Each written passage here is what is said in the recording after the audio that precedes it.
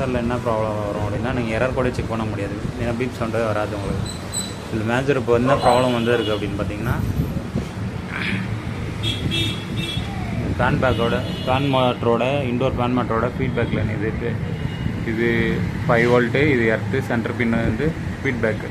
Feedback வந்து பார்த்திங்கன்னா இங்கேருந்து ட்ராக் ஆகி எங்கே வரும்னா இந்த பின்னுக்கு வரும்.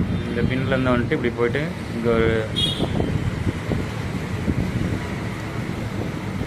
இங்கே ஒரு 10K ரெசிஸ்டன்ஸ் போட்டு இந்த மைக்ரோ கண்ட்ரோலில் போய் கனெக்ட் ஆகும். இது என்னென்னா இங்கேருந்து ஃபீட்பேக்கு 2.5 வரணும்.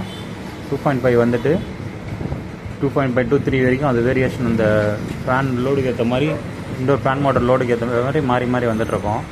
இது என்னென்னா இந்த ரெசிஸ்டன்ஸ் எடுத்து விட்டு செக் பண்ணாலும் இந்த இடத்துல வந்து பார்த்திங்கன்னா 1.5 2க்குள்ளே தான் இருக்கணும். இது என்னென்னா இப்போது இந்த மைக்ரோ கண்ட்ரோலில் ஷார்ட்ன்றதுல என்னென்னா இங்கே டிஃபால்ட்டாக 5 வோல்ட் நிற்குது.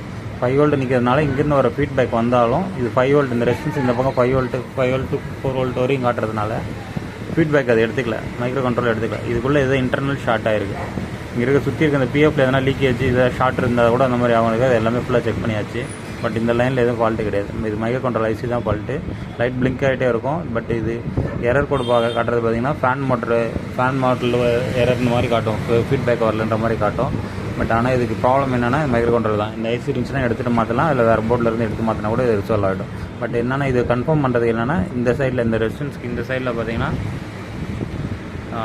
ரெசிஸ்டன்ஸ் எடுத்து விட்டால் 2 வோல்ட்டுக்குள்ளே இருக்கணும். இந்த பக்கம் பார்த்திங்கன்னா வேரியேட் ஆகி வரும்.